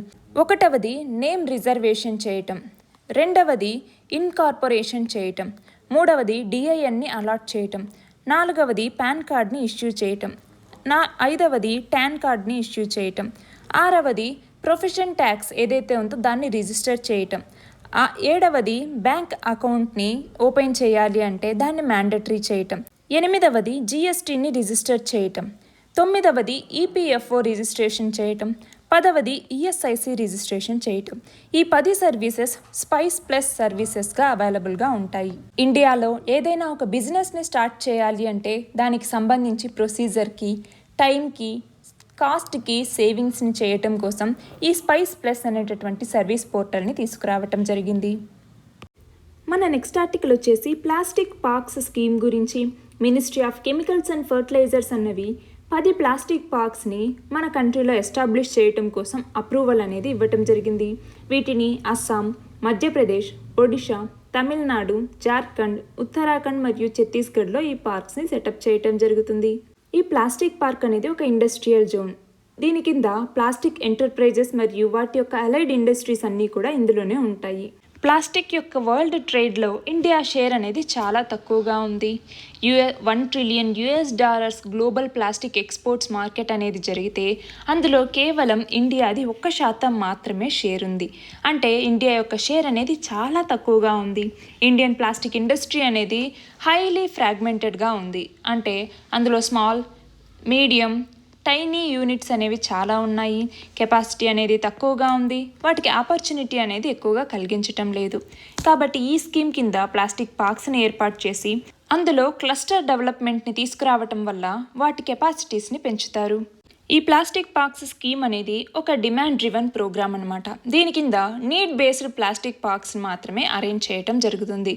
వాటిలో ఇన్ఫ్రాస్ట్రక్చర్ని నెలకొల్పటం, కామన్ ఫెసిలిటీస్ని వాళ్ళకి ఇవ్వటం, వీటి ద్వారా వాల్యూ చైన్లో మూవ్మెంట్ అనేది తీసుకురావటం, దాని ద్వారా ఎకానమీకి కాంట్రిబ్యూట్ చేసేలాగా చేయటం దీని యొక్క ఆబ్జెక్టివ్. అంతేకాకుండా డొమెస్టిక్గా ప్లాస్టిక్ ప్రాసెసింగ్ ఇండస్ట్రీ ఏవైతే ఉందో అది డౌన్ స్ట్రీమ్లో ఉంది. వాటిని అప్ స్ట్రీమ్కి తీసుకురావటం కోసం వాటికి కావాల్సినటువంటి రీసెర్చ్ మరియు డెవలప్మెంట్ మెజర్స్ని ఇది అందిస్తుంది. మనం చూస్తే పెట్రోకెమికల్ సప్లై చైన్లో ప్లాస్టిక్ ఇండస్ట్రీ అనేది 2 కేటగిరీస్గా మనం చూడొచ్చు అనమాట. ఫస్ట్ ఏంటి, పాలిమర్స్ని మ్యానుఫ్యాక్చర్ చేసేది, దాన్ని మనం అప్ స్ట్రీమ్ ఇండస్ట్రీ అనేసి అంటాం. రెండవది వచ్చేసి ప్రాసెసబుల్ పాలిమర్స్ని కన్వర్షన్ చేసేది, అంటే ప్లాస్టిక్ రా మెటీరియల్స్ని యూస్ఫుల్ అయ్యేటటువంటి ఎండ్ ప్రోడక్ట్స్గా తీసుకురావటం, వాటిని డౌన్ స్ట్రీమ్ ఇండస్ట్రీ అనేసి మనం అంటాము. అంతేకాకుండా ఇన్నోవేటివ్ మెథడ్స్ని వాడి, అంటే వేస్ట్ మేనేజ్మెంట్ చేయటం, రీసైక్లింగ్ చేయటం, వీటి ద్వారా ఎన్విరాన్మెంట్కి హాని కలగకుండా చూస్తూ సస్టైనబుల్ గ్రోత్ని అచీవ్ చేయటం లక్ష్యంగా ఈ ప్లాస్టిక్ పార్క్స్ అనేటటువంటి స్కీమ్ని తీసుకురావటం జరిగింది. దీని యొక్క ఫండింగ్ ప్యాటర్న్ ఎలా ఉంటుంది, సెంట్రల్ గవర్నమెంట్ అనేది అప్ టు 50% ప్రాజెక్ట్ కాస్ట్లో గ్రాంట్ అనేదాన్ని ఇవ్వటం జరుగుతుంది. సీలింగ్ వచ్చేసి 40 crore అనేది, ఒక ప్రాజెక్ట్కి 40 crore వరకు సీలింగ్ అనేది ఉంటుంది. రిమైనింగ్ ప్రాజెక్ట్ కాస్ట్ అనేది state government, beneficiary industries loan ద్వారా కానీ ఫినాన్షియల్ ఇన్స్టిట్యూషన్ ద్వారా కానీ ఫండ్ చేయటం అనేది జరుగుతుంది. దీని యొక్క ఇంప్లిమెంటేషన్ కోసం ఒక ఎస్పీవీని, స్పెషల్ పర్పస్ వెహికల్ అనేసి మనం అంటాము, ఒక ఎస్పీవీని ఏర్పాటు చేయటం జరుగుతుంది. ఈ ఎస్పీవీ అన్నది 3 సంవత్సరాల కాల పరిమితికి గాను అప్రూవల్ అనేది ఇవ్వటం జరుగుతుంది. ప్లాస్టికల్చర్ అనేటటువంటి ఒక వర్డ్ని మీరు ఎప్పుడైనా విన్నారా? ప్లాస్టికల్చర్ అంటే ప్లాస్టిక్ని అగ్రికల్చర్లో వాడటం అన్నమాట. ఎలా? అగ్రికల్చర్లోను, హార్టికల్చర్లోనూ వీటిని వాడటం. అంటే వాటర్ మేనేజ్మెంట్కి కానీ, ఫుడ్ గ్రెయిన్స్ని స్టోర్ చేసుకోవటానికి కానీ, మిగిలిన రిలేటెడ్ ఏరియాస్లో ప్లాస్టిక్ని వాడితే మనం దాన్ని ప్లాస్టికల్చర్ అనేసి అంటాము. మన నెక్స్ట్ ఆర్టికల్ వచ్చేసి special report on sustainable recovery గురించి. ఇంటర్నేషనల్ ఎనర్జీ ఏజెన్సీ అన్నది నీతి ఆయోగ్తో కొలాబరేట్ అయ్యి ఒక special report on sustainable recovery అన్నదాన్ని రిలీజ్ చేయటం జరిగింది. ఈ రిపోర్ట్లో కొన్ని యాక్షన్స్ని ఇవ్వటం జరిగింది. దేనికి సంబంధించి, ఎకానమీస్ ఏవైతే పడిపోయి ఉన్నాయో వాటిని ఎలా మళ్ళీ తీసుకురావాలి తిరిగి, అంతేకాకుండా ఎంప్లాయ్మెంట్ని ఎలా తిరిగి బూస్ట్ చేయాలి, ఎనర్జీ సిస్టమ్స్ని క్లీనర్గా ఇంకా రెసిలియంట్గా ఎలా తయారు చేయాలి నెక్స్ట్ 3 సంవత్సరాల్లో అన్న దాని గురించి కొన్ని యాక్షన్స్ అన్న వాటిని ఈ రిపోర్ట్లో ప్రపోజ్ చేయటం జరిగింది. దీని కింద 2008-9లో ఒక ఫినాన్షియల్ క్రైసిస్ అనేది వచ్చింది. అప్పుడు గ్రీన్ మెజర్స్ అనేవి తీసుకోవటం జరిగింది. దాని ద్వారా 16% టోటల్ స్టిమ్యులస్ మెజర్స్ని అప్పుడు తీసుకోవటం జరిగింది. ఇప్పుడు 2019-20 పాండమిక్ నుంచి బయటికి రావటం కోసం ఇంకా ఎక్కువగా క్లీన్ ఇన్వెస్ట్మెంట్స్ ద్వారా మనం వెళ్ళాలి, ఇంకా ఎక్కువగా స్టిమ్యులస్ మెజర్స్ అనేవి తీసుకోవాలి. అంతేకాకుండా కీ సెక్టార్స్ ఏవైతే ఉన్నాయో అవి జాబ్స్ని క్రియేట్ చేసేలాగా చేయాలి. అంటే electricity, transportation, building, industry, biofuels, innovations, ఈ అన్ని రంగాల్లో కూడా జాబ్స్ అనే వాటిని క్రియేట్ చేయాలి అనేసి ఈ రిపోర్ట్ చెప్పటం జరిగింది. ఈ ఇంటర్నేషనల్ ఎనర్జీ ఏజెన్సీ ఇది ఒక ఇంటర్ గవర్నమెంటల్ ఆర్గనైజేషన్. దీనిని 1974వ సంవత్సరంలో ఎస్టాబ్లిష్ చేయటం జరిగింది. ఎందుకు వచ్చింది? 1973లో ఆయిల్ క్రైసిస్ అనేది వచ్చింది. దాని తర్వాత ఈ 1974లో ఇంటర్నేషనల్ ఎనర్జీ ఏజెన్సీని నెలకొల్పటం జరిగింది. దీని యొక్క హెడ్ క్వార్టర్స్ వచ్చేసి ఫ్రాన్స్లో ఉన్నటువంటి ప్యారిస్లో ఉంది. మన నెక్స్ట్ ఆర్టికల్ వచ్చేసి వరల్డ్ రైనో డే గురించి. దీనిని సెప్టెంబర్ 22వ తేదీన జరుపుకుంటాం. రైనోసెరాస్ అన్నవి గ్రాస్ ల్యాండ్ స్పీషీస్. ఇవి గ్రాస్ ల్యాండ్ మేనేజ్మెంట్ని ఎన్రిచ్ చేయటంలోనూ నెగిటివ్ ఇంపాక్ట్స్ ఏవైతే క్లైమేట్ చేంజ్ మీద ఉంటాయో వాటిని రెడ్యూస్ చేయటంలోను, అంటే కార్బన్ సీక్వెన్షియేషన్ ద్వారా క్లైమేట్ చేంజ్ ఇంపాక్ట్ని రెడ్యూస్ చేయటంలోను ఈ రైనోసెరాస్ అన్నది మంచి పాత్రను పోషిస్తాయి. ఇండియా అనేది లార్జెస్ట్ నెంబర్ ఆఫ్ 100 రైనోసెరస్కి ప్లేస్గా ఉంది. వరల్డ్లోనే దీని పాపులేషన్ ఇండియాలో 3000 యానిమల్స్ 100 రైనోస్ అనేవి ఉన్నాయి. ఎక్కడ? అస్సాం, వెస్ట్ బెంగాల్, యూపీ ఈ మూడింట్లో కలిపి 3100 రైనోసెరస్ అనేవి ఉన్నాయి. మనం చూస్తే అప్రాక్సిమేట్గా 75% మొత్తం ఉన్నటువంటి 100 రైనోస్లో 75% మన ఇండియాలో ఉన్నటువంటి ఈ 3 స్టేట్స్లోనే, అస్సాం, వెస్ట్ బెంగాల్, ఉత్తరప్రదేశ్ ఈ 3 స్టేట్స్లోనే ఉన్నాయి. ఇవి కాకుండా ఇండియా, నేపాల్, భూటాన్లో ఈ 100 రైనోసెరస్ అన్నవి మనకు కనపడతాయి. Ministry of environment, forest and climate change అన్నది ఈ 100 రైనోస్ని కాపాడడం కోసం ఒక స్ట్రాటజీని కూడా లాంచ్ చేయటం జరిగింది. దాని పేరు వచ్చేసి national conservation strategy for Indian 100 rhino. దీన్ని ministry of environment, forest and climate change launch చేయటం జరిగింది. ఈ సెప్టెంబర్ 22వ తేదీని వరల్డ్ రైనో డేగా జరుపుకుంటాం. ఎందుకు? రైనోసెరస్ స్పీషీస్ గురించి అవేర్నెస్ని తీసుకురావటం కోసం, వాటిని కన్జర్వ్ చేయటం కోసం, మొత్తం రైనోసెరస్లో ఉన్నటువంటి 5 స్పీషీస్ని ప్రొటెక్ట్ చేసుకోవటం కోసం ఈ వరల్డ్ రైనో డేని జరుపుకుంటాము. మన నెక్స్ట్ ఆర్టికల్ వచ్చేసి యువ ప్లాట్ఫామ్ గురించి. రీసెంట్గా గవర్నమెంట్ ఆఫ్ ఇండియా అనేది ఒక మల్టీ స్టేక్ హోల్డర్ ప్లాట్ఫామ్ అయినటువంటి యువ అనేటటువంటి ప్లాట్ఫామ్ని లాంచ్ చేయడం జరిగింది. దీని కింద యంగ్ పీపుల్ ఎవరైతే ఉంటారో వాళ్ళని కెరీర్ రెడీగా మార్చడం కోసం దీన్ని తీసుకురావటం జరిగింది. Ministry of youth affairs and sports, అలాగే United Nations children's fund UNICEF ఇవి రెండూ కూడా ఒక స్టేట్మెంట్ ఆఫ్ ఇంటెంట్లో సైన్ చేయటం జరిగింది. దాని కింద జనరేషన్ అన్లిమిటెడ్ ఇన్ ఇండియా, దీన్ని యువ అనేసి కూడా అంటాము, దాన్ని ఎస్టాబ్లిష్ చేయటం కోసం ఇవి రెండు సైన్ అనేది చేయటం జరిగింది. దీని యొక్క ఆబ్జెక్టివ్స్ ఏంటి? ఎవరైతే యూత్ ఉంటారో వాళ్ళకి కెరీర్ గైడెన్స్ సపోర్ట్ ఇవ్వటం, దాని ద్వారా అంటే ఒక కెరీర్ పోర్టల్ని ఎస్టాబ్లిష్ చేసి యువ ప్లాట్ఫామ్ ద్వారా కెరీర్ గైడెన్స్ సపోర్ట్ని ఇవ్వటం, దాని ద్వారా జాబ్కి రెడీగా ఉండేటట్టు వాటి కోసం సెల్ఫ్ ఎక్స్ప్లోరేషన్ సెషన్స్ని ఏర్పాటు చేసి యంగ్ పీపుల్ని కెరీర్ రెడీగా మార్చడం కోసం దీన్ని తీసుకొచ్చారు. అంతేకాకుండా ఎవరైతే సక్సెస్ఫుల్ ఎంటర్ప్రెన్యూర్స్ ఉన్నారో, అలాగే ఎవరైతే సక్సెస్ఫుల్ ఎక్స్పర్ట్స్ ఉన్నారో వాళ్ళ ద్వారా ఎంటర్ప్రెన్యూర్షిప్ క్లాసెస్ని ఏర్పాటు చేయడం ద్వారా యంగ్ పీపుల్కి సపోర్ట్గా నిలవటం కోసం ఈ యువ ప్లాట్ఫామ్ అనేది ఉపయోగపడుతుంది. అంతేకాకుండా ఆస్పిరేషనల్ ఎకనామిక్ ఆపర్చునిటీస్ని కలిగించటం కోసం, యంగ్ పీపుల్ని జాబ్స్కి మరియు సెల్ఫ్ ఎంప్లాయ్మెంట్కి కనెక్ట్ చేయటం కోసం, లింకేజెస్ని క్రియేట్ చేయటం కోసం ఈ యువ ప్లాట్ఫామ్ని తీసుకురావటం జరిగింది. దీనికోసం ఇన్నోవేటివ్ సొల్యూషన్స్ మరియు టెక్నాలజీ ప్లాట్ఫామ్స్ని తీసుకొచ్చి లార్జ్ స్కేల్లో వాటిని యూత్కి రీచ్ అయ్యేలాగా చేయటం దీని యొక్క ముఖ్య ఉద్దేశం. అంతేకాకుండా 21st సెంచరీకి కావాల్సినటువంటి స్కిల్స్ని, లైఫ్ స్కిల్స్ని, డిజిటల్ స్కిల్స్ని వాటికి సపోర్ట్ ఇస్తూ సెల్ఫ్ లెర్నింగ్ని నేర్పించేలాగా వాళ్ళ యొక్క లైఫ్స్ని ప్రొడక్టివ్గా మార్చడం కోసం, వాళ్ళ స్కిల్స్ని ఇంప్రూవ్ చేయటం ఈ యువ ప్లాట్ఫామ్ యొక్క ముఖ్య ఉద్దేశం. అంతేకాకుండా ఇది నేషనల్ యూత్ పాలసీ ఏదైతే 2014లో తీసుకొచ్చారో దానికి కూడా ఇది స్ట్రాంగ్ ఫోకస్ అనేది ఇస్తుంది. Thank you and all the best.